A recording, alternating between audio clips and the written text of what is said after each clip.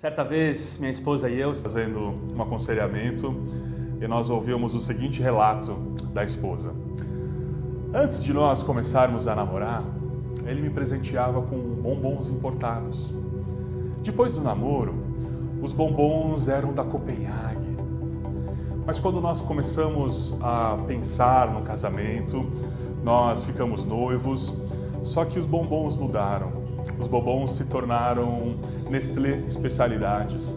Às vezes vinha um Cacau Show, um Cacau Brasil. E nós nos casamos. Foi um casamento lindo, foi um tempo especial na presença do Senhor. Mas os bombons mudaram depois do casamento. Os bombons se tornaram um sonho de valsa. E por alguns anos foi esse sonho de valsa. Até que nessa semana ele me apareceu com um batom. Será que quando nós chegarmos à nossa aposentadoria vai ser aquela moedinha da PAN? Todos nós caímos na risada, caímos na gargalhada. Até que eu olhei para minha esposa com um rabo de olho e eu vi que ela não estava tão alegre assim.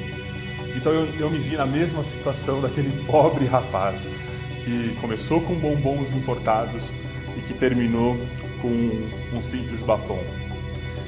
A gente pode falar sobre vários aspectos que um relacionamento amadurece conforme o tempo. Mas muitas vezes nós esquecemos o romantismo de como era o nosso namoro, como era a fase da conquista. É óbvio que chocolate é gostoso, chocolates populares também são gostosos, mas não é tão romântico, né? E da mesma forma que isso acontece na nossa vida, no nosso relacionamento, na nossa vida amorosa, muitas vezes isso também acontece com Deus. E por que eu falo isso? Logo depois que esse casal foi embora, eu recebi uma mensagem de um dos integrantes do ministério que eu lidero, me informando que ele não estaria presente no próximo culto. Isso já era talvez a segunda ou terceira vez naquele mês que ele havia se comprometido e que de última hora aparece um compromisso, aparece algo a mais que ele não pode participar daquilo que ele já havia se comprometido com a nossa igreja, mas principalmente com o Senhor. E após uns pensamentos, após algum tempo, eu consigo entender que a causa dessas duas mesmas situações é a mesma coisa. O primeiro amor se esfriou. O primeiro amor se esfriou. Veja que Jesus nos alerta sobre isso. Jesus fala sobre a perda do primeiro amor. E nessa manhã eu quero refletir com você sobre o primeiro amor. Quero confessar que não era isso que eu queria conversar com vocês nessa manhã. A minha reflexão sobre o dia que nós estamos vivendo hoje seria sobre tomada de decisão à luz da Bíblia. Mas o Senhor falou claramente ao meu coração que a melhor decisão que nós podemos tomar hoje é voltar ao nosso primeiro amor. Voltar ao nosso primeiro amor. E é isso que eu quero conversar e refletir na palavra do Senhor com você nessa manhã. E por isso gostaria que você, mesmo à distância, possa abrir a sua Bíblia e vamos ler juntos a palavra do Senhor. Nós vamos meditar em Apocalipse 2. Abra comigo o livro de Apocalipse, dos versos 2. Do capítulo 2, nós vamos iniciar a partir do primeiro verso e vamos ler até o verso 7. A palavra do Senhor nos fala assim: ao anjo da igreja em Éfeso, escreva: essas são as palavras daquele que tem as 7 estrelas em sua mão direita e anda entre os 7 candelabros de ouro. Conheço as suas obras e o seu trabalho árduo e a sua perseverança. Sei que você não pode tolerar homens maus, que pôs à prova os que dizem ser apóstolos, mas não são, e descobriu que eles eram impostores. Vocês têm perseverado e suportado o sofrimento por causa do meu nome, e não têm desfalecido. Contra você, porém, tenho isto: você abandonou o seu primeiro amor. Lembre-se de onde caiu, arrependa-se e pratique as obras que praticava no princípio. Se você não se arrepender, virei a você e tirarei o seu candelabro do seu lugar. Mas há uma coisa a seu favor: você odeia as práticas dos nicolaítas, como eu também as odeio. Aquele que tem ouvidos, ouça o que o Espírito diz às igrejas. Ao vencedor darei o direito de comer da árvore da vida que está no paraíso de Deus. Veja que logo no primeiro verso, o Senhor Jesus se apresenta. Ao anjo da igreja em Éfeso, escreva: essas são as palavras daquele que tem as 7 estrelas em sua mão direita e anda entre os 7 candelabros de ouro.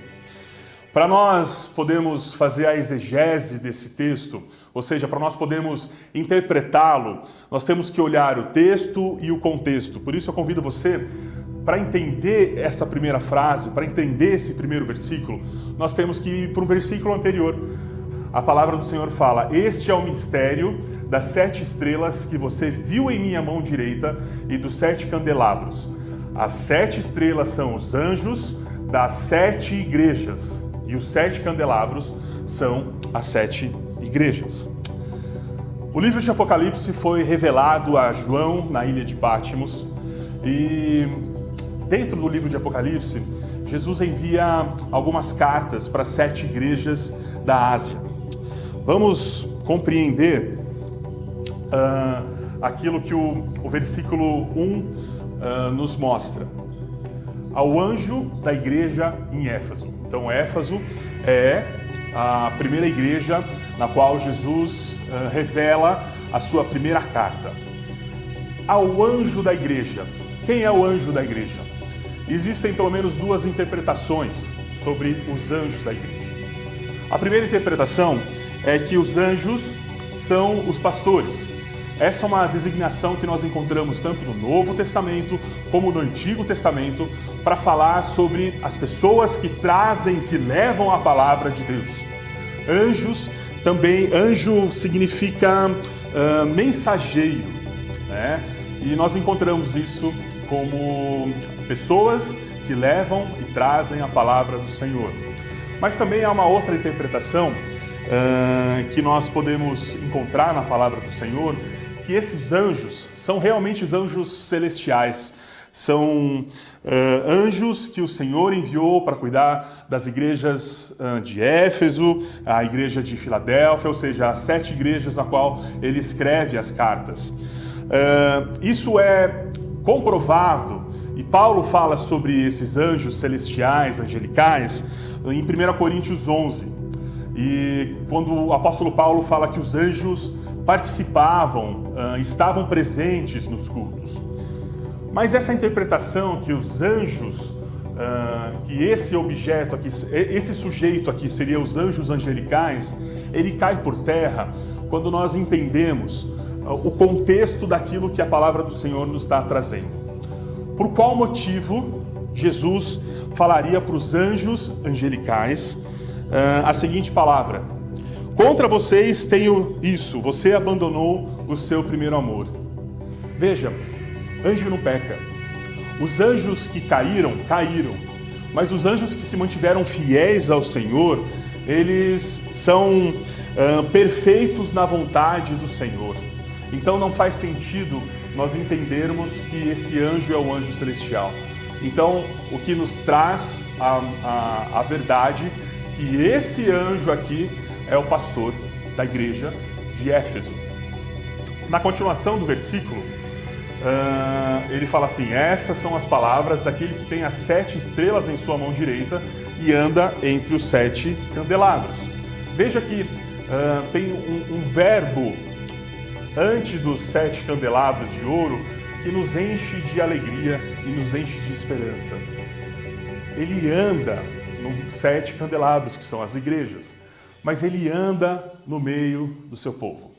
Deus está entre nós, Deus está no meio da tua igreja, e como é bom saber que Deus está perto de nós.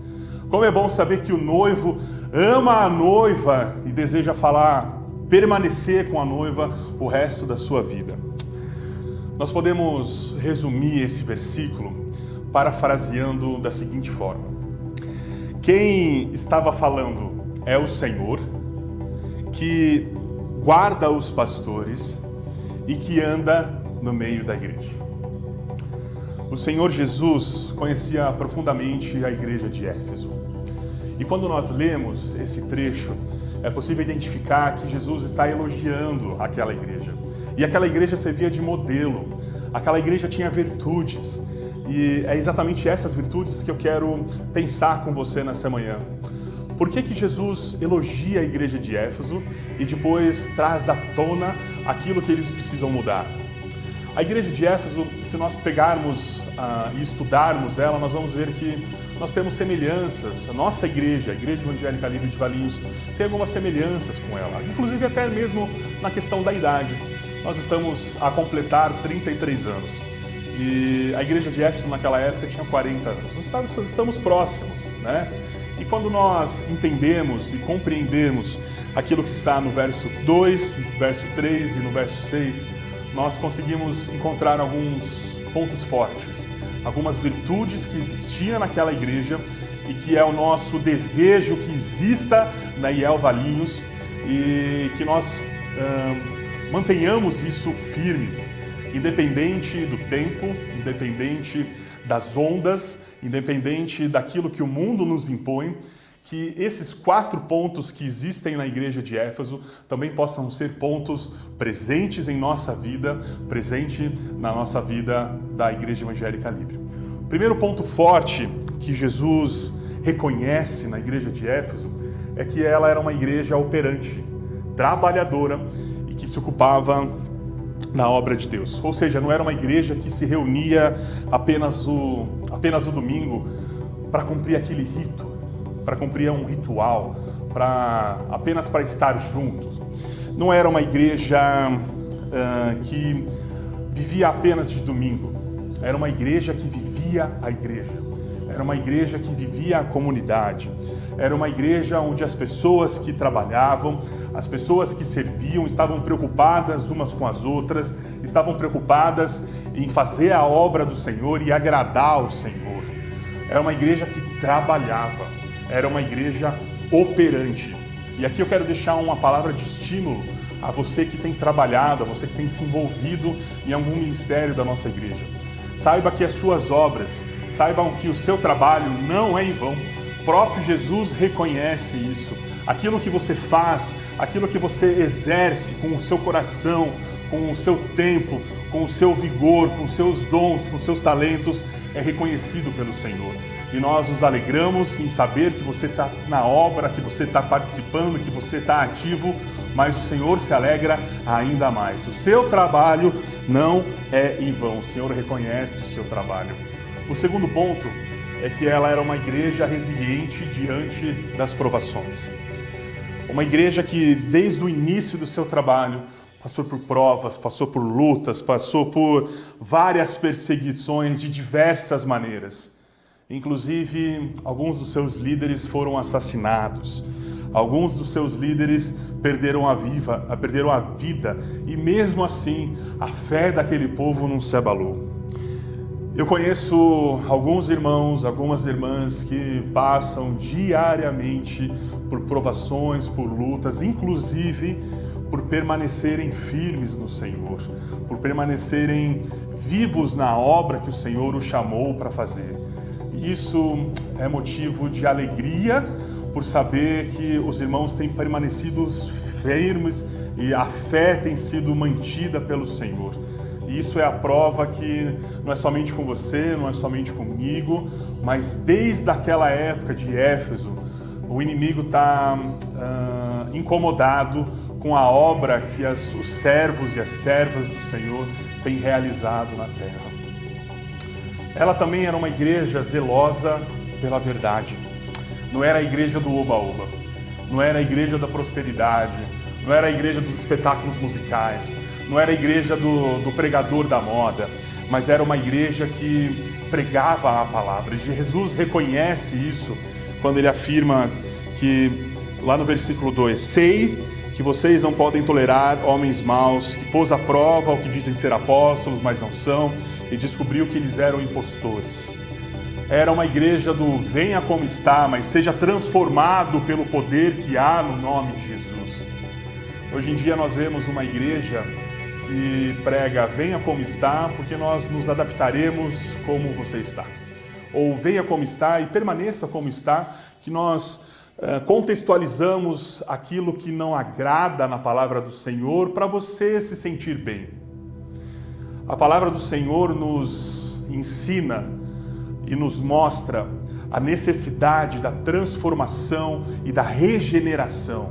Quando nós somos confrontados pela palavra do Senhor, quando nós somos confrontados pela verdade do Senhor, o pecado que há em nós necessita ser incomodado. Aquilo que nós precisamos mudar, o Espírito Santo nos incomoda e nós precisamos mudar. E não mudar a palavra do Senhor, para que nós nos sintamos bem. Venha como está, mas seja transformado pela palavra do Senhor. É isso que nós acreditamos como Igreja Evangélica Livre. É isso que a Igreja de Éfeso acreditava. Por isso que nós temos que continuar a ser uma igreja zelosa pela verdade. Uma igreja que prega exclusivamente a Bíblia no seu contexto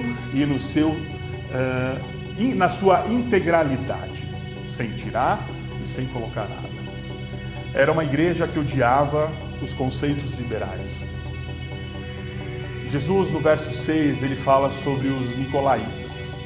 Nicolaítas eram um grupo de propagadores da imoralidade que havia entre os primeiros cristãos. Eles eram discípulos, alguns estudiosos falam que eles eram discípulos de Nicolau de Antioquia. Ele pregava a libertinagem, ele pregava a imoralidade, ele pregava que o nosso corpo não é templo do Espírito Santo, então ele promovia a imoralidade sexual entre os cristãos. E Jesus elogia, porque quando tudo isso chegou na igreja de Éfeso, eles mandaram para fora. Eles excluíram, eles não acreditaram nisso. E isso também serve de exemplo para nós, os dias que nós estamos vivendo, para nós termos cuidado com aquilo que nós recebemos através da internet, através de outros púlpitos, através de outras mensagens, com um contexto muitas vezes sutil, mas começando a pregar uma teologia liberal, uma teologia que está fora do contexto, uma teologia que está fora da palavra do Senhor. Assim como foi na igreja de Éfeso, que nós possamos discernir o que é bom e o que é ruim, o que vem do Senhor, o que não vem do Senhor, o que é vontade de homens, o que é vontade de Deus. A igreja de Éfeso era uma igreja admirável, era uma igreja séria, era uma igreja com virtudes e características, com pontos fortes de uma igreja disposta a fazer a obra do Senhor. Que bom seria se todas as igrejas fossem como a igreja de Éfeso, não é?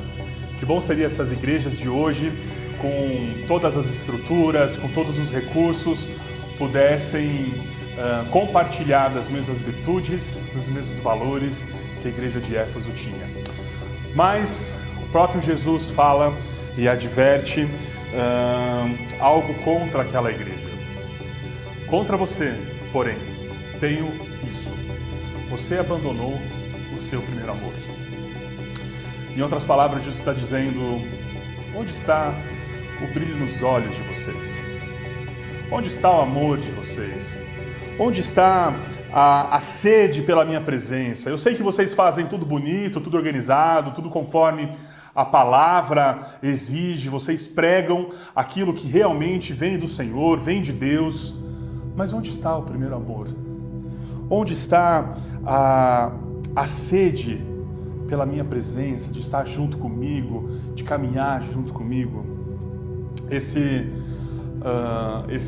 Essa exortação é muito forte e ela não serve só para a igreja de Éfeso, ela serve para as nossas vidas. Onde está o nosso primeiro amor?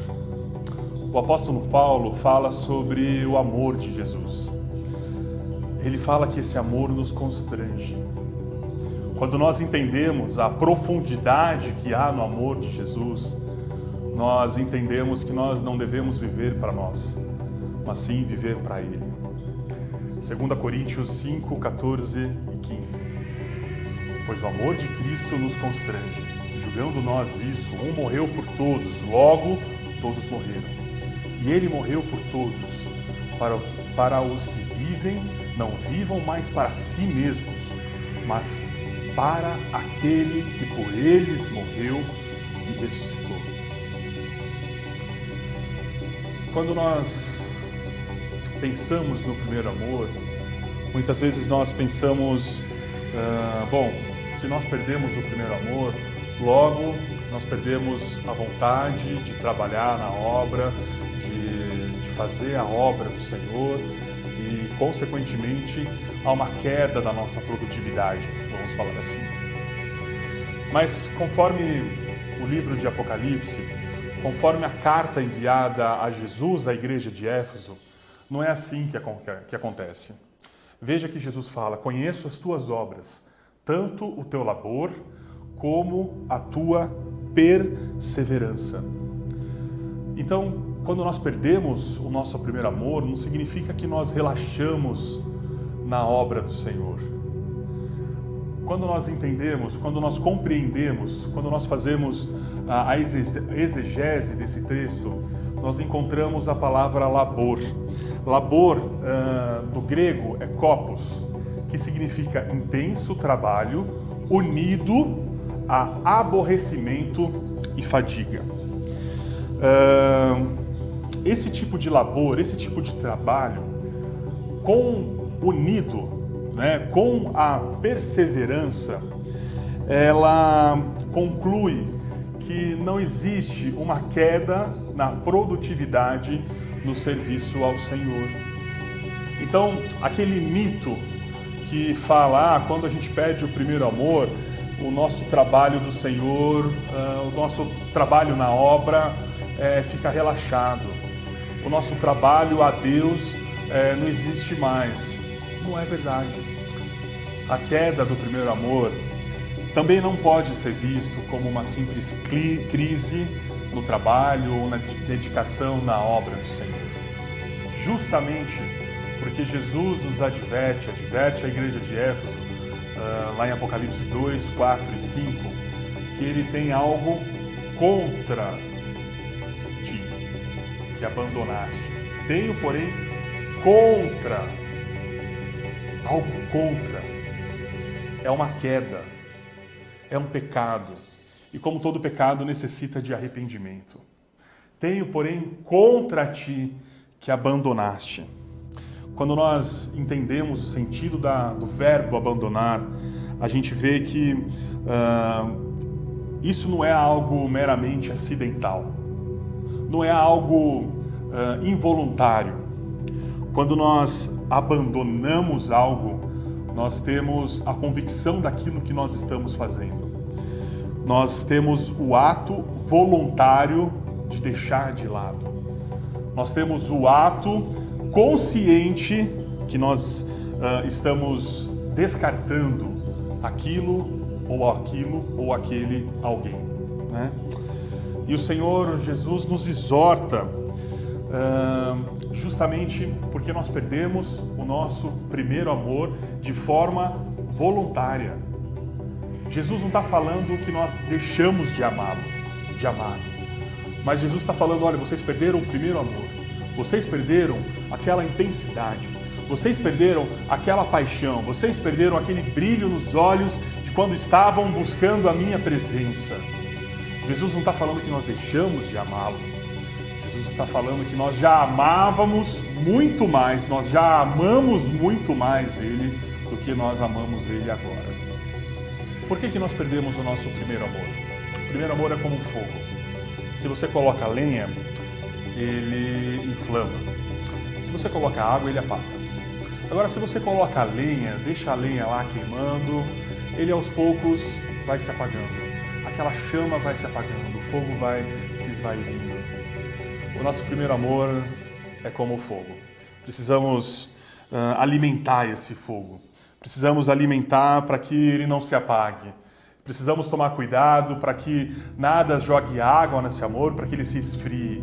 Precisamos alimentá-lo para que ele brilhe, para que nós brilhemos a luz de Jesus, para que as outras pessoas sejam transformadas pela palavra do Senhor, por Jesus, através das nossas vidas, mas principalmente que o Senhor Jesus se alegre com a intensidade do amor que nós o amamos.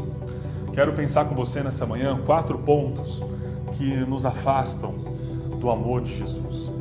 4 pontos que nos afastam do primeiro amor que nós sentimos e já sentimos por Jesus, mas que a intensidade vai se diminuindo. 4 pontos que para você que já perdeu o primeiro amor possa servir de um caminho de restauração. 4 pontos para você que está no primeiro amor possa servir de alerta, para que você não perca, para que você não caia nas armadilhas do inimigo, para que você permaneça sempre nesse primeiro amor, na intensidade desse primeiro amor que você está vivendo. A primeira delas é o convívio com o pecado. Mateus 24:12. E por se multiplicar a iniquidade, o amor de muitos se esfriará. E aqui eu quero fazer uma diferenciação com você entre o convívio com o pecado e, propriamente dito, o pecado. É óbvio que quem vive no pecado está distante de Deus. Mas a ausência do primeiro amor também é considerado uma queda e também é considerado pecado. Mas que esse pecado não necessariamente é ocasionado por um pecado na vida dessa pessoa. Na vida dessa pessoa que sofreu a perda do primeiro amor. Muitas vezes é a frieza ocasionada pelo convívio com o pecado. Quando Jesus está falando aqui em Mateus 24:12, ele está se referindo aos pecados da sociedade que nós vivemos. O pecado que tem se multiplicado, o pecado que tem se multiplicado na nossa sociedade, à nossa volta, e não necessariamente em nossas vidas. Nós passamos a conviver com algumas coisas que, mesmo que nós não as praticamos, nós a toleramos. E isso é implícito nas séries, nos filmes, nos youtubers que nós consumimos e que a nossa família consome. Muitas vezes os enredos dos filmes, os temas dos debates do YouTube, faz que nós comecemos a nos acostumar com valores contrários da Bíblia. Valores contrários daquilo que nós pregamos e falamos. A gente acaba aceitando com naturalidade a imoralidade, a violência e alguns outros valores mundanos. Veja que nós não estamos cedendo a esses pecados, mas se nós mantivermos esse coração que não se aborrece com o mal, a nossa chama vai se esfriando. Lembra na parábola do semeador, que Jesus fala sobre a semente que caiu sobre as pedras? O resultado dessa semente é uma planta que brota de uma maneira rápida, mas que não desenvolve raiz. Ela não consegue penetrar no solo para buscar nutrientes, penetrar no solo para se manter segura, penetrar a sua raiz no solo para se manter estável. E na primeira chuva, no primeiro vento, com o primeiro sol, que são as provações que nós passamos, essa planta se vai. E é exatamente esse o segredo para nos mantermos intensos no amor de Jesus. Precisamos aprofundar as nossas raízes. Precisamos aprofundar o nosso conhecimento no Senhor. Precisamos não somente viver o cristianismo aos domingos, não somente ter um contato com a palavra do Senhor e muitas vezes com o Senhor aos domingos. Precisamos estabelecer uma rotina de oração, uma rotina de leitura da palavra, uma rotina onde nós estamos em constante contato com o nosso Criador. Nos alimentarmos da palavra do Senhor, orar ao Senhor, procurar morrer a nossa carne para viver o Espírito, nos envolvermos no trabalho do Pai. Cristãos sem profundidade não conseguem passar da superfície. Vivem somente na superfície. Vivem somente do melzinho. Jesus tem muito mais conteúdo para te passar. Se aprofunde, tenha uma vida intensa, desfrute do amor intenso que Jesus tem pela sua vida. Palavra de oração, palavra, oração, comunhão, intimidade com o Pai. Terceiro, a falta de tratamento. Mesmo na parábola do semeador, Jesus fala sobre o potencial de frutificação na palavra do Senhor. E muitas vezes, quando a semente é lançada entre os espinhos crescem e a sufocam. Veja que muitas vezes os espinhos eles parecem inofensivos, porque eles são pequenos. Mas aquele espinho, justamente por não parecer perigoso, por parecer inofensivo, por parecer pequeno, eles não são arrancados. Depois disso, eles crescem e sufocam a semente da palavra do Senhor. E ela aborta totalmente o propósito divino da frutificação.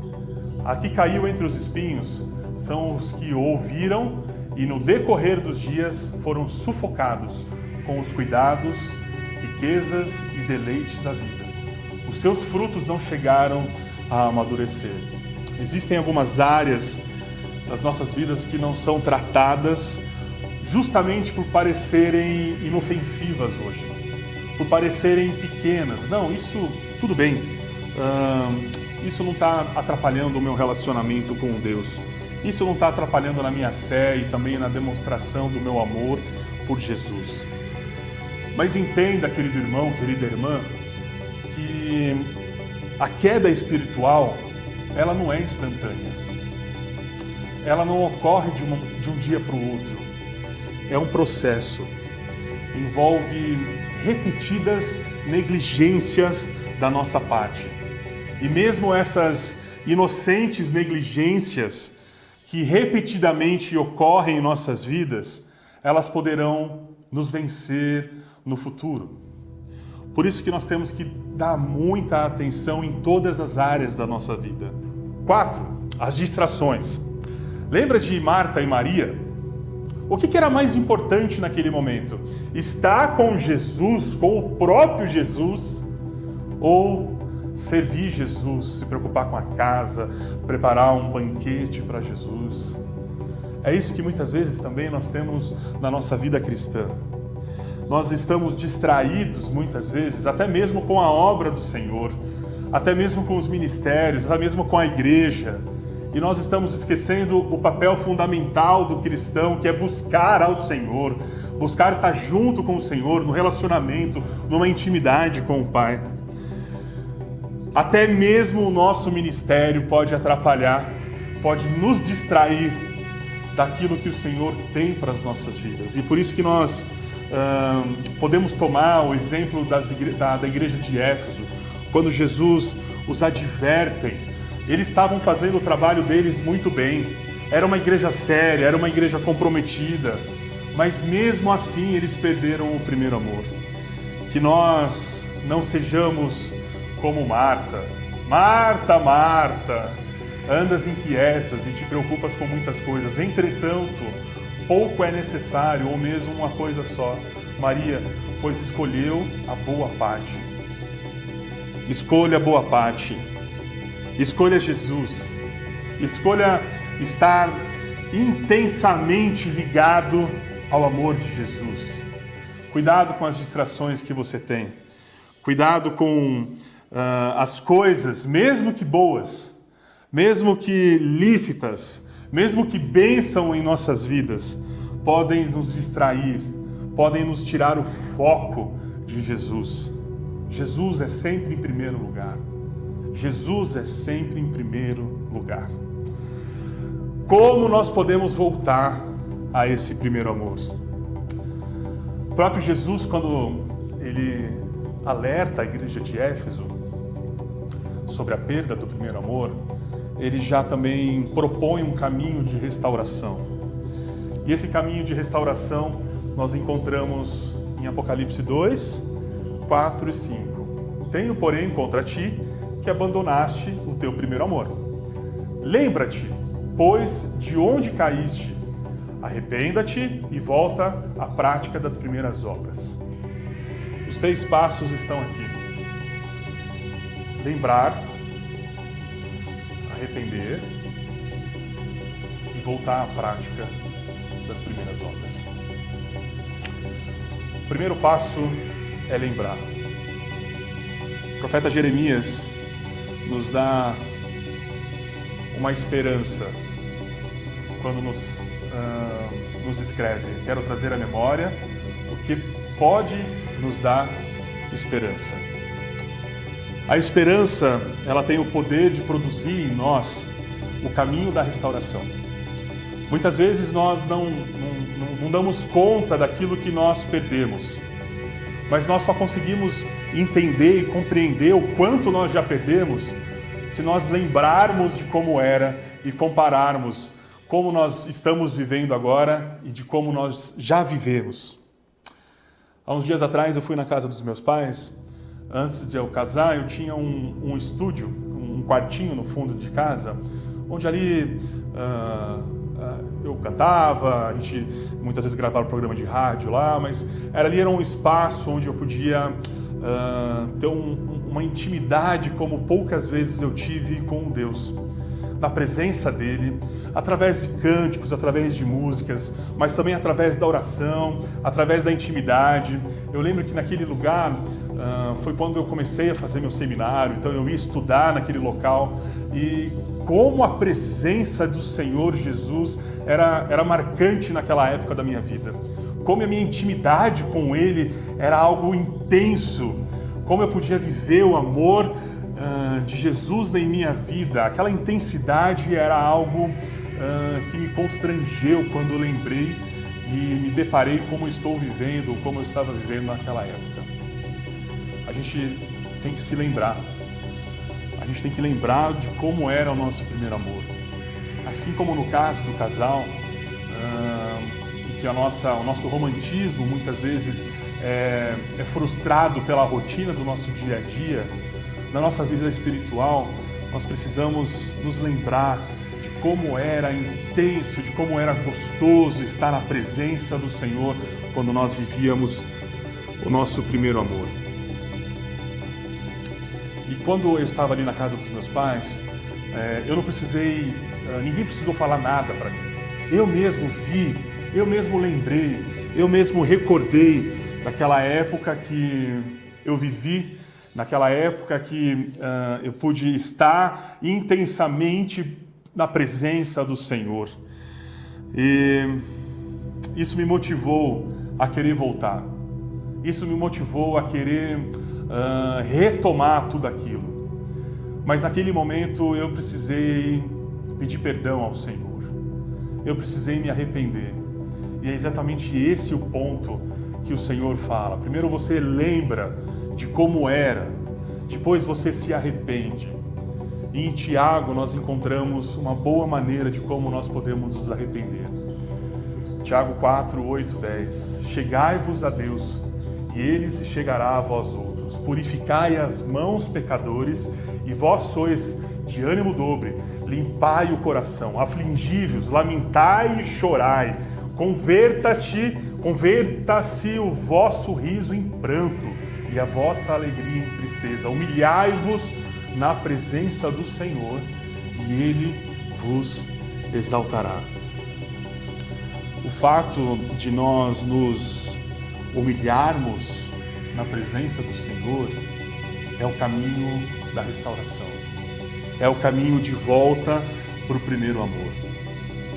Se nós reconhecermos que nós perdemos o primeiro amor, a gente tem que separar um tempo na nossa rotina, e nós conseguimos, viu, irmão? Quando nós queremos, nós encontramos tempo. Arrume um tempo para se dedicar à oração. Arrume um tempo para se dedicar a buscar o Senhor. Arrume um tempo para estudar a palavra do Senhor no seu dia a dia. Faça isso com intensidade. Tenha um tempo de qualidade. Você não precisa dedicar horas e horas. Se você pode, glória a Deus por isso. Mas se você tem uma vida agitada, se você tem filhos para criar, se você tem trabalho para realizar, se você tem a obra do Senhor para fazer, arrume um tempo, mas um tempo de qualidade, para que você se submeta à vontade do Senhor, esteja ali orando, esteja ali meditando na palavra do Senhor, esteja ali em contato com o Pai. Busque essa renovação, busque esse novo tempo, retorne ao primeiro amor. você já lembrou, você já se arrependeu. Agora volta às práticas do primeiro amor. Quando o Senhor escreve a igreja de Éfeso, ele recomenda que eles voltem à prática das primeiras obras. Aqui a gente pode pensar, bom, não adianta nada a gente lembrar de como era, não adianta nada a gente se arrepender, né, e não fazer nada, e ficarmos estáticos, ficarmos imóveis, continuarmos com a lenha apagando. Não, nós precisamos voltar às primeiras obras. Essas primeiras obras que Jesus se refere, elas não são propriamente ditas o primeiro amor, mas é uma forma de nós expressarmos e uma forma de nós alimentarmos o nosso primeiro amor. Hoje é tempo de nós resgatarmos o nosso primeiro amor. Hoje é tempo de nós resgatarmos o amor que o Senhor merece. É um amor total, um amor de entrega. Assim como o apóstolo Paulo nos ensina sobre o amor de Jesus, a profundidade que existe no amor de Jesus, um amor que constrange, que nós possamos viver para Ele, que nós possamos viver para honrar Ele, que nós possamos viver intensamente na obediência do nosso maior mandamento.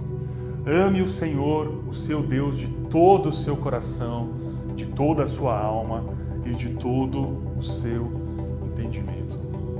Vamos orar ao Senhor. Jesus, nós queremos voltar ao nosso primeiro amor. Nós queremos voltar à intensidade do amor que nós já amamos o Senhor.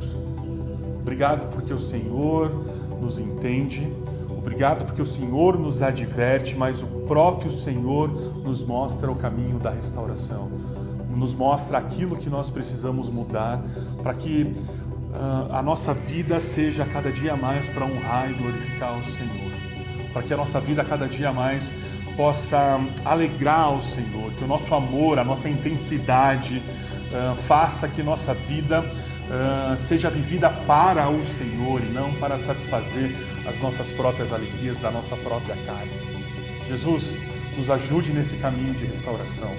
Ajude a minha vida, a vida dos meus irmãos, aqueles que ainda estão no primeiro amor, que o Senhor conserve, que o Senhor dê discernimento, forças para eles seguirem esses passos, para que não caia, que essa chama continue sempre acesa.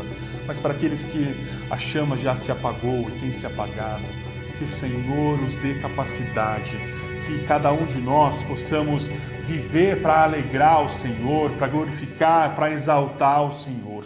Que o Senhor nos dê capacidade, que nós possamos fazer boas escolhas naquilo que nós consumimos, daquilo que nós nos alimentamos, que cada dia mais nós possamos buscar ao Senhor e deixar os nossos desejos, os desejos da carne de lado. Que a nossa vida glorifique e exalte ao Senhor. Em nome de Jesus. Amém.